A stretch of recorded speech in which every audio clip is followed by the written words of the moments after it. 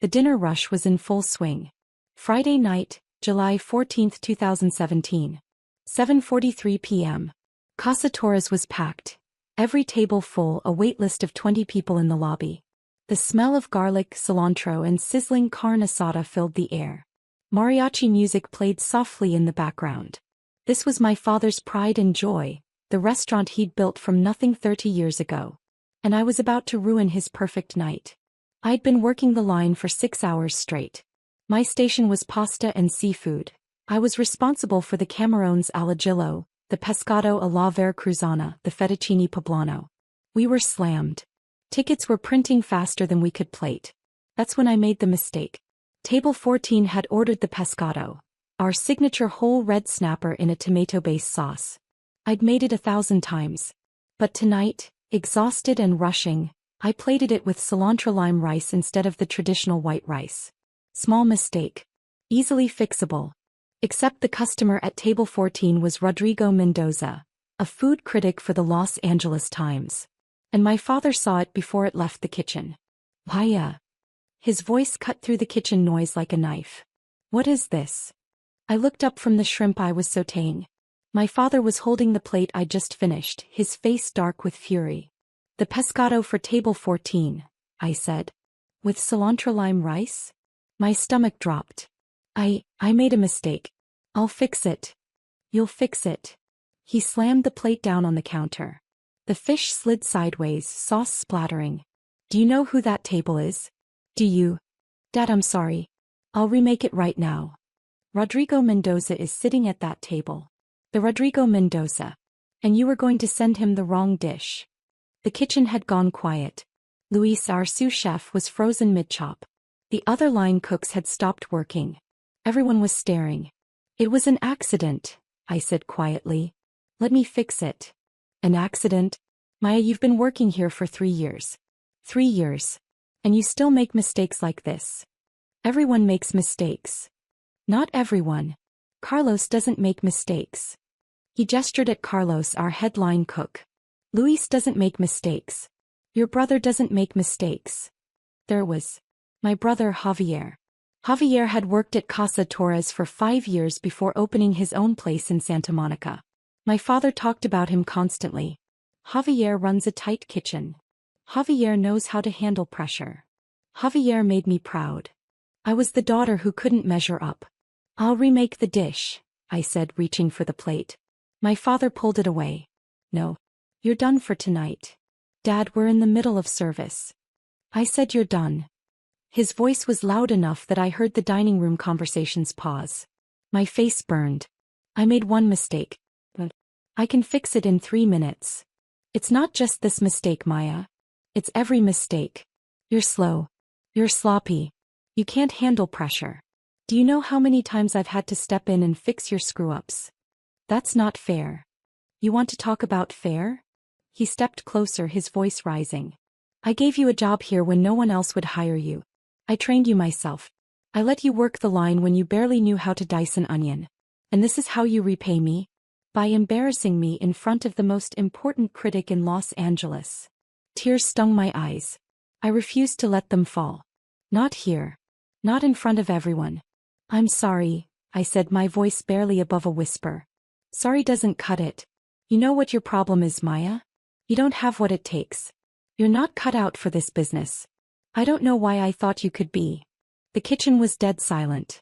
40 customers in the dining room could probably hear every word. Get out, my father said. What? Get out. You're fired. Take off your apron and leave. I stared at him. Dad, you can't be serious. Do I look like I'm joking? You're useless in this kitchen. You're a liability. I can't afford to have you screwing up my reputation. Something inside me cracked. Fine. I untied my apron, balled it up and threw it on the counter. My hands were shaking. My whole body was shaking. I hope it was worth it, I said. What? This. Humiliating me in front of everyone. I hope it was worth it. I walked past the line cooks, past Luis who wouldn't meet my eyes, past Carlos who looked uncomfortable. I walked through the dining room where 40 customers pretended not to stare. I walked past my mother at the host stand, her face stricken. Maya, she started. I kept walking.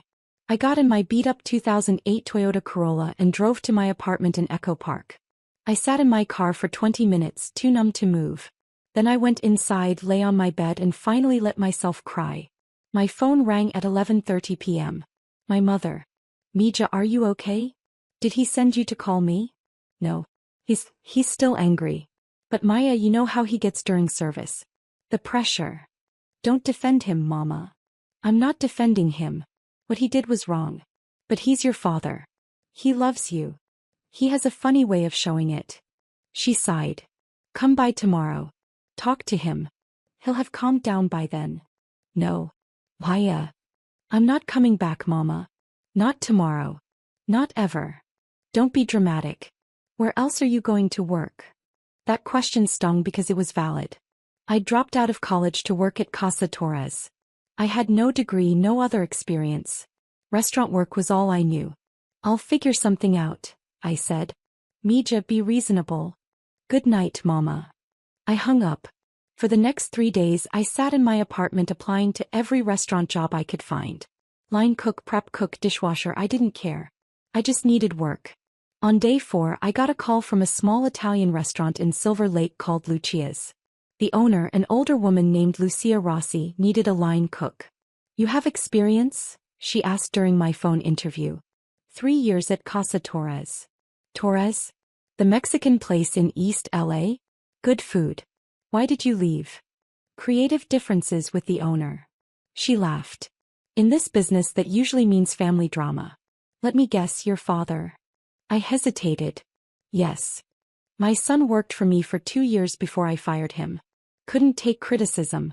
Thought he knew better than me. She paused. You still talk to your father?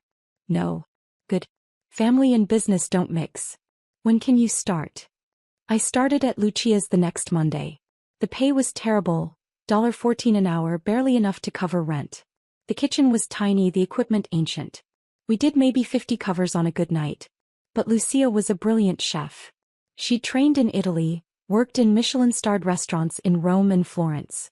She taught me things my father never had. Proper technique, flavor balance, how to build a dish from the ground up. Your knife skills are sloppy, she told me on day 2. Who taught you to chop like that? My father. Well, he taught you wrong. Watch. She showed me the proper way to hold a knife, how to use the knuckles as a guide, how to develop rhythm and speed without sacrificing precision. Within 2 months, my knife work was twice as fast and infinitely cleaner. He taught me about pasta, real pasta made from scratch. How to feel the dough, how to know when it's ready, how to cut it, dry it, cook it perfectly. She taught me about sauces, about building layers of flavor, about patience. Cooking is not about speed, she said. It's about understanding. Anyone can throw food on a plate quickly. An artist knows when to wait, when to taste, when to adjust. I soaked up everything like a sponge. At night I went home and practiced. I made pasta dough 50 times until I could do it blindfolded. I made sauces, adjusting and tasting until I understood how each ingredient affected the whole. I watched cooking videos, read cookbooks, studied. My father called twice in those first 3 months. I didn't answer. My mother called weekly. Your father wants you to come back. He's willing to give you another chance. I don't want another chance. Maya, pride won't pay your bills. I'm doing fine. You're making $14 an hour. You could be making twice that at Casa Torres. At what cost, Mama? She had no answer to that. After 6 months at Lucia's, I was running the line most nights. Lucia trusted me with her recipes, her techniques, her vision. You're good, she told me one night after service. Really good. You have instincts. Natural talent. Thank you. But you're wasting it here. She gestured around the tiny kitchen. You should be working somewhere bigger. Better. I like it here. I like you here too. But I'm not going to hold you back. When you're ready to move on, you move on. No hard feelings. 3 months later, I got a job at Osteria Mozza in Hollywood. One of Nancy Silverton's restaurants. A real name, a real opportunity. I worked there for a year learning from some of the best chefs in Los Angeles. The pace was brutal, the standards impossibly high. I worked 16-hour days, came home with burns on my arms and cuts on my fingers. I loved every second. But I was learning something else too. I was learning about the business side. How restaurants made money, how they managed inventory, how they priced menus. I paid attention to the managers, asked questions, studied their systems. Because an idea was forming in my head. A dangerous, ambitious, probably stupid idea. I wanted to open my own restaurant. I started saving every penny. I lived on rice and beans, worked double shifts, picked up extra hours wherever I could. In 18 months I'd saved $23,000. Not nearly enough to open a restaurant, but enough to start. I met Roberto Chin during a pop-up dinner event in downtown LA. He was a businessman and investor who specialized in restaurant ventures. We got talking after I'd cooked a 5-course tasting menu for his table. This sea base, he said, pointing at his empty plate. Where did you train? Osteria Mozza. Before that, Lucia's. Before that, my father's restaurant. Your father's restaurant? Casa Torres in East LA. I know that place. Good food. Traditional. Very traditional. But you're doing something different. This sea base, it's Mexican ingredients with Italian technique. Fusion but thoughtful. Not gimmicky. That's exactly what I'm trying to do. We talked for 2 hours. I told him about my idea. A restaurant that blended my Mexican heritage with the Italian techniques I'd learned. Elevated but accessible. High quality but not pretentious. How much do you have saved? He asked. 23,000. He laughed. You'll need 10 times that. Maybe 20. My heart sank. I know. I'm not ready yet. But someday. What if I said I'd invest? I stared at him. Seriously. I like your food. I like your vision. More importantly, I like your humility. You know what you don't know. That's rare. He paused. I'll put in $200,000 for a 40% stake. You put in your $23,000 and your expertise. We split the profit 60 to 40 in your favor. Are you serious? I don't joke about money. 6 months later, we opened Marisol in Culver City. 28 seats. Tiny kitchen. A menu that featured things like chili braised short rib ravioli, mole negro risotto, carnitas arancini. Mexican-Italian fusion done right. We almost died in the first 3 months. The rent was too high, the labor costs were killing us, we couldn't get enough customers through the door. But then Jonathan Gold reviewed us. Marisol is a revelation, he wrote. Chef Maya Torres takes the best of her Mexican heritage and the Italian techniques she's mastered and creates something entirely new. This is not fusion for fusion's sake.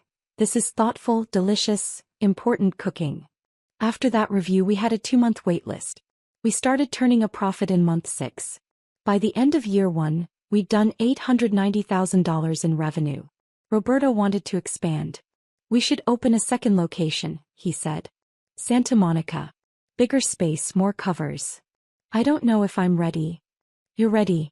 Maya, you're one of the most talented chefs I've worked with. And you're a better business person than you think. Let's do this. We opened Marisol Santa Monica 18 months after the first location. Then came Marisol Downtown. Then Marisol Pasadena. By year 4, I had 7 restaurants across Southern California. We were doing $8.3 million in annual revenue. By year 6, I had 12 restaurants. We'd expanded to San Diego and Orange County. Revenue hit $18 million.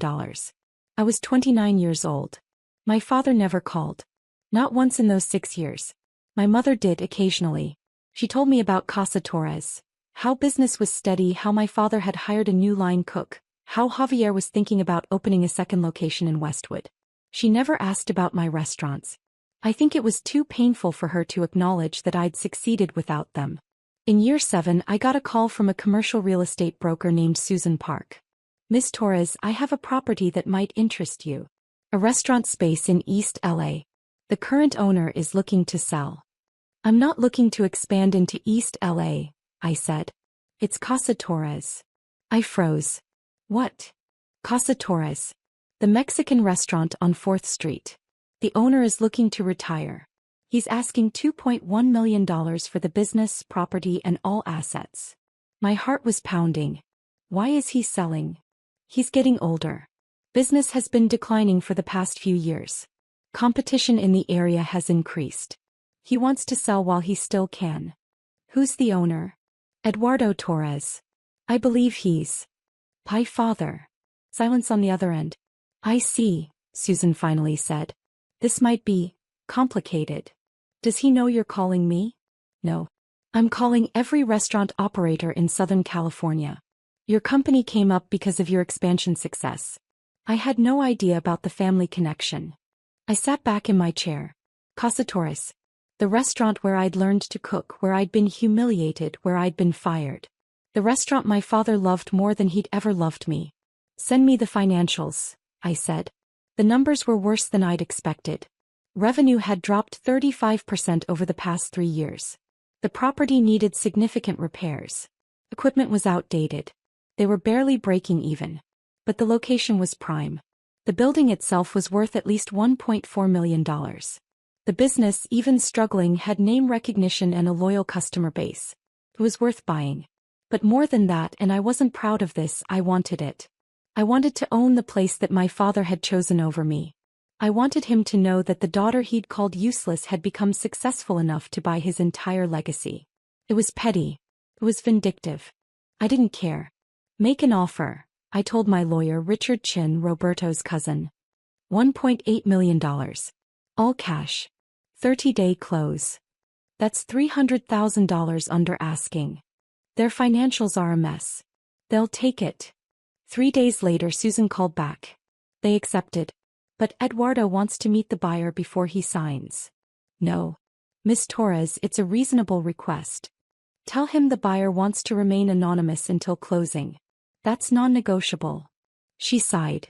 I'll try. My father pushed back. He wanted to know who was buying his restaurant, wanted to meet them, wanted assurances they'd maintain his legacy. I held firm. Anonymous buyer or no deal. Finally, his lawyer convinced him. Eduardo, you're in no position to be picky. You have one serious offer. Take it. The closing was scheduled for October 23, 2024. 2 p.m. at Richard's office in Century City. I dressed carefully that morning. Black Armani suit. Louboutin heels. My hair pulled back in a sleek bun. I looked like exactly what I was. A successful restaurateur worth $4.7 million on paper. I arrived at Richard's office at 1:45 p.m. He'd set up the conference room perfectly, me at the head of the table, my back to the door. You sure about this? Richard asked. Completely. It's going to be brutal. Good. My father arrived at 2:03 p.m. I heard his voice in the lobby talking to Richard's assistant. That familiar baritone, slightly rougher now with age. My mother was with him. I heard her too. Richard brought them into the conference room. I didn't turn around. Mr. and Mrs. Torres, please have a seat, Richard said. We're just waiting for. Where's the buyer? My father interrupted. I was told they'd be here. She's here, Richard said. I heard them sit down across from me. I still didn't turn. These are the closing documents, Richard continued, laying papers on the table. We've structured this as an asset sale. Ms. Torres is purchasing the business, the property, all equipment and inventory, the Casa Torres name and trademark. Wait, my father said. Ms. Torres? The buyer is a woman. Yes. Who is she? What's her background? What are her plans for the restaurant? Richard looked at me. I nodded slightly. I turned around. The look on my father's face was worth every penny of that $1.8 million. His mouth fell open. His face went white, then red, then white again. His hands gripped the edge of the table. My mother gasped.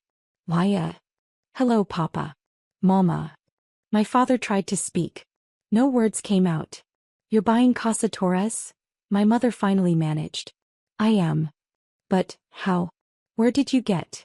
She looked around the conference room at the expensive furniture, at Richard in his $3,000 suit. I don't understand. Ms. Torres owns and operates 12 restaurants across Southern California, Richard said smoothly.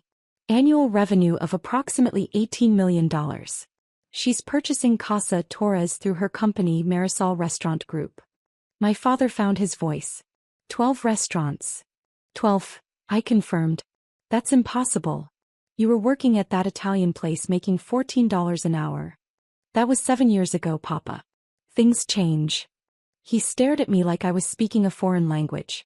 You own 12 restaurants. I do. Would you like to see the portfolio? I slid a folder across the table. He opened it with shaking hands. Photos of each location. Revenue figures. Press clippings. Boards. Jonathan Gold's review. A Forbes article about emerging restaurant entrepreneurs that featured me. "This is all yours," he whispered. "All mine. Well, 60% mine. My investor owns 40%. But you couldn't handle Casa Torres. You couldn't handle the pressure."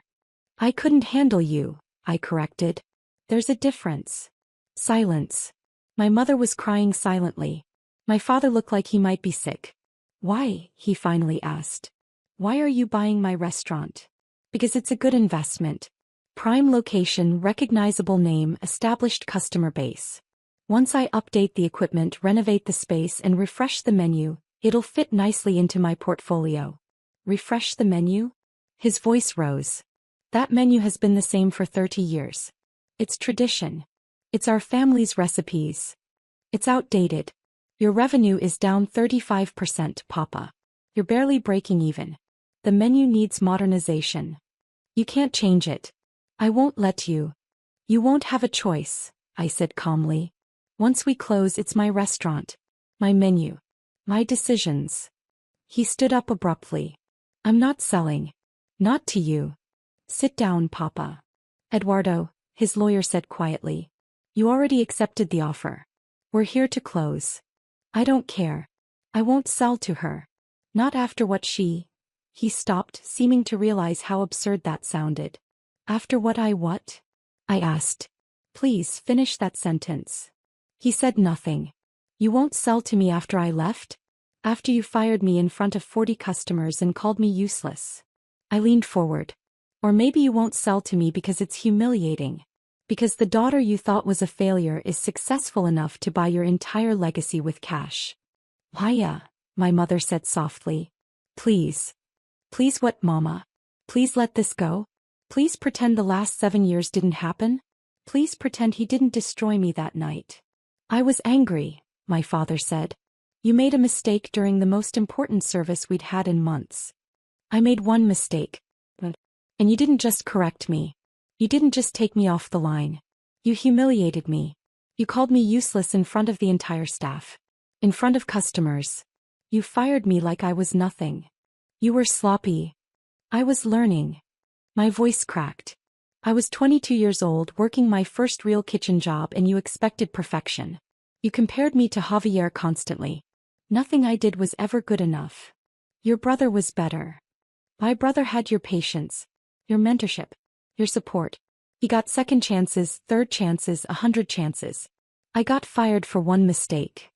The room was silent except for my mother's quiet crying. I took a breath, forcing myself calm.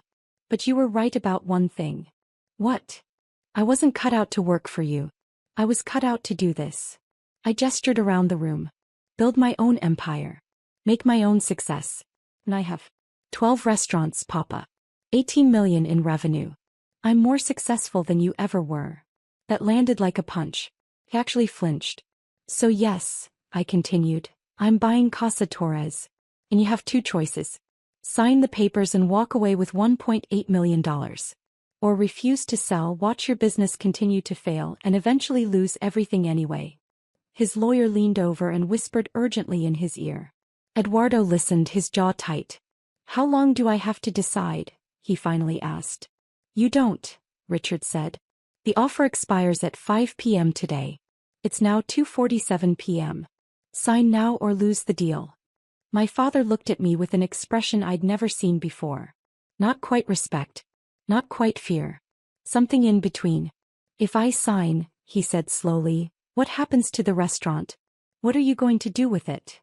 "I'm going to gut it," I said honestly. "New equipment. New design. New menu. I'll keep some of your traditional dishes, the ones that are actually good. But I'm going to modernize it, elevate it. Make it relevant again." "You're going to destroy everything I built." "No, Papa. I'm going to save it. Your way was dying.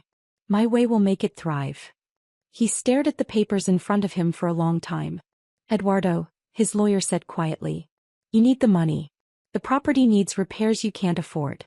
Your revenue is dropping every month. This is a good offer." My father picked up the pen with a shaking hand. He signed. Page after page after page. Each signature seemed to age him a year. When it was done, Richard collected the papers. Congratulations, Miss Torres. You're now the owner of Casa Torres. I stood up and extended my hand to my father. Thank you for your business. He looked at my hand like it was a snake. But he shook it. His palm was clammy. Can I ask you something? He said. What? Did you do this to hurt me? I considered lying. But what was the point? Yes, I said. Partly. But also because it's a good investment.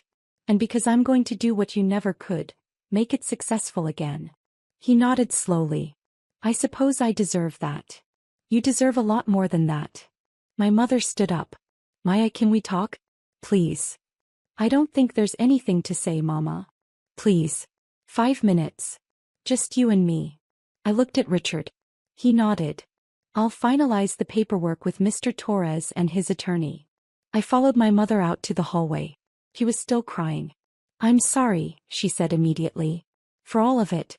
For not standing up for you that night. For not defending you to your father. For not being a better mother. Okay. Is that all you can say? Okay. What do you want me to say, Mama? That it's fine? That I forgive you? I don't. Not yet. What can I do? Nothing. There's nothing you can do. The damage is done. You're my daughter. Then you should have acted like it 7 years ago. I softened slightly. Look, I don't hate you. I'm not trying to hurt you. But I'm also not going to pretend everything is fine. You stood by and watched him destroy me. You chose him over me. That's not something I can just forget. I was scared, she whispered. Your father, when he gets angry. I didn't know what to do. You could have called me. You could have checked on me. You could have told me you believed in me. I do believe in you. Look at what you've accomplished. Now you believe in me. Now that there's proof. But then, when I was struggling and needed you, you didn't believe in me then. She had no answer for that. We stood in uncomfortable silence. Are you really going to change everything about the restaurant? She finally asked. Yes. Your father's recipes, they're our family history. Then maybe you should have treated me like family when it mattered. She flinched. That's cruel. Is it? Is it more cruel than watching your husband fire your daughter and saying nothing? Than choosing his pride over her well-being? I was in an impossible position. No, Mama. You were in an uncomfortable position. There's a difference. I turned to go back into the conference room. Will we ever be okay again? She asked. I paused. I don't know. Maybe. But it's going to take a lot more than apologies. Inside, the paperwork was finished. My father was standing by the window staring out at the city. His lawyer was packing up. We're done here, Richard said. The property is officially yours, Miss Torres. Thank you, Richard. My father turned around. I have one request. What? Let me stay on for 30 days. To help with the transition. To train your staff on the recipes. No. Maya, please. Those recipes are 30 years of work. My mother's recipes, my grandmother's. I have your recipes, Papa.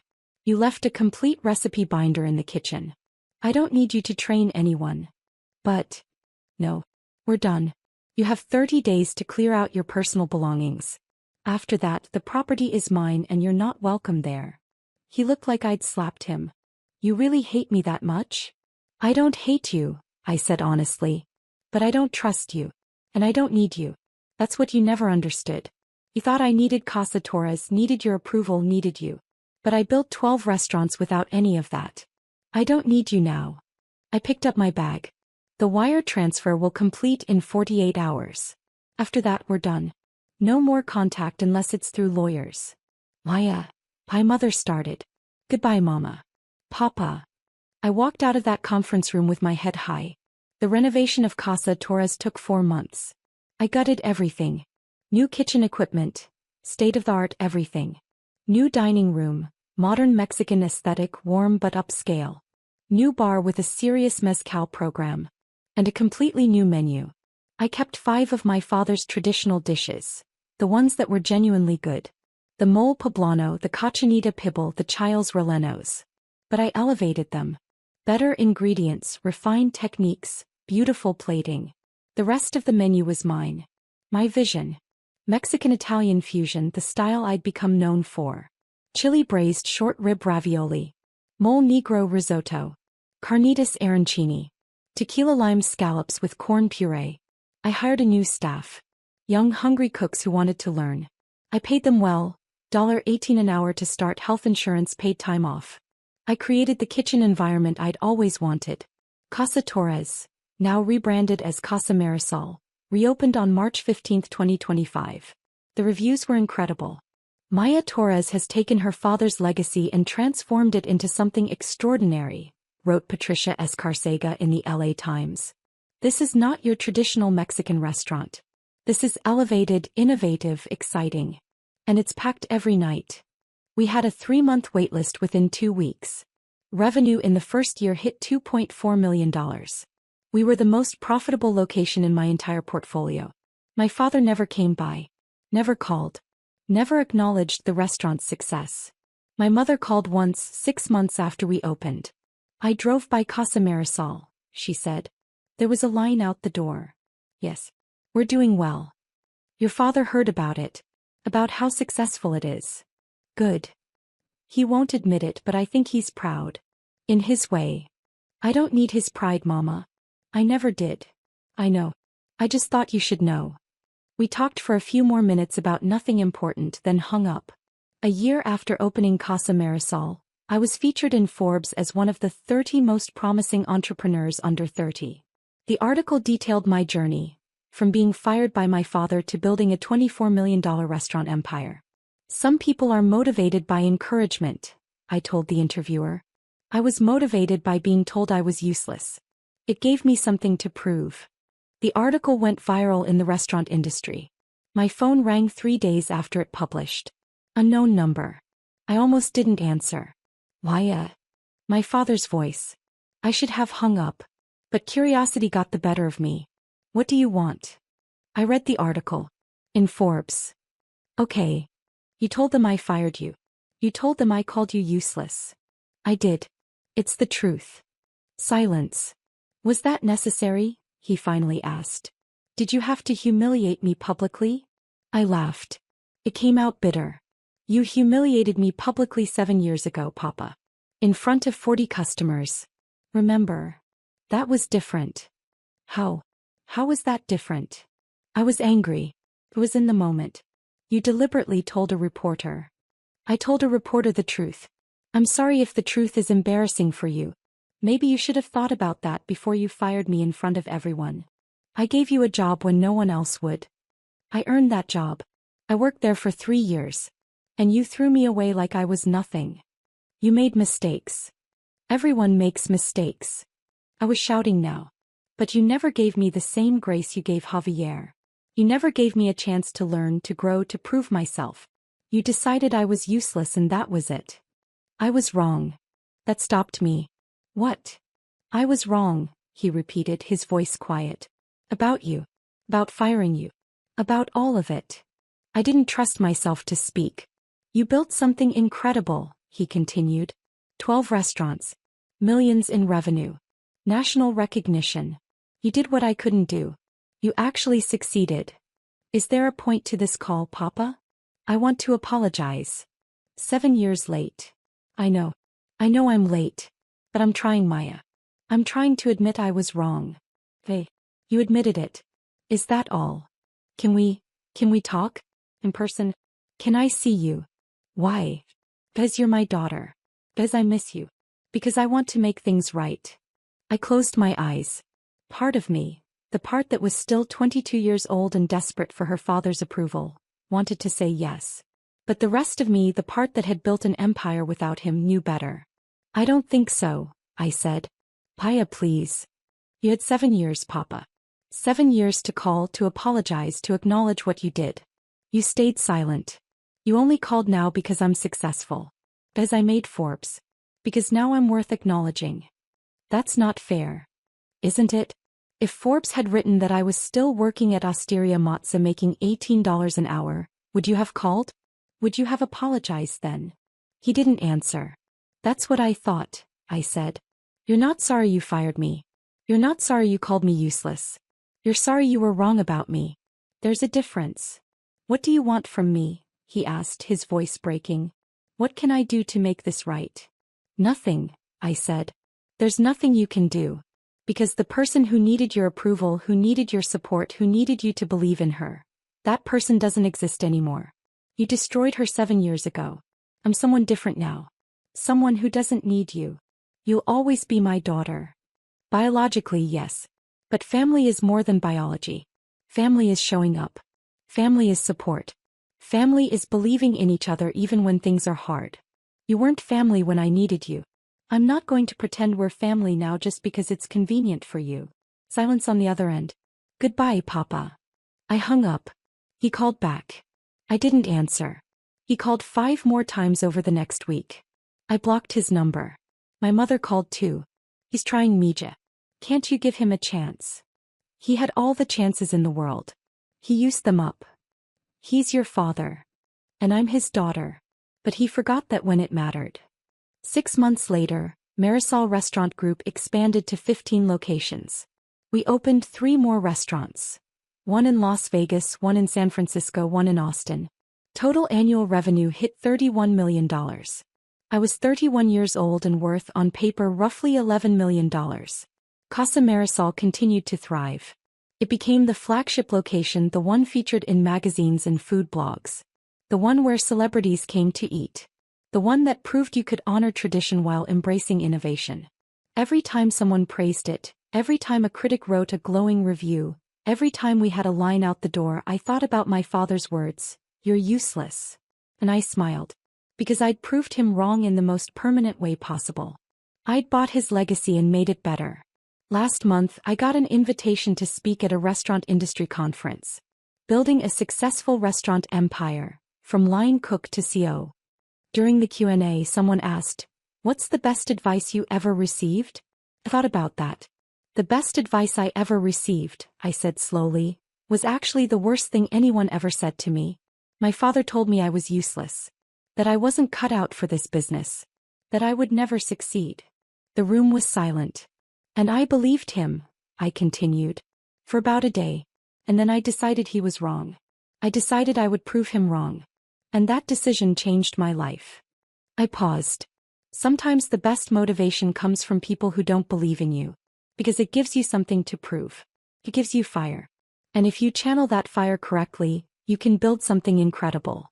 After my talk, a young woman approached me. She couldn't have been more than 23. "Miss Torres? I just wanted to say thank you. My father owns a restaurant. He says women can't be chefs. That I should just work the front of house or get married." She took a shaky breath. "Your story gives me hope." I took her hand. "Then let me give you some advice. Don't wait for his approval. Don't wait for him to believe in you. Build your own success. Prove yourself to yourself. That's the only approval that matters." She nodded, tears in her eyes. "Thank you." As I watched her walk away, I thought about my father. About Casa Torres. About the 22-year-old girl who'd been fired in front of 40 customers.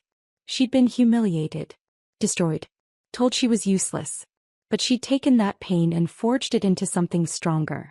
Into 12 restaurants. Into millions in revenue. Into a legacy that would outlast any grudge. My father had given me a gift even if he didn't know it. He'd given me the motivation to prove I was more than he ever imagined. And I had.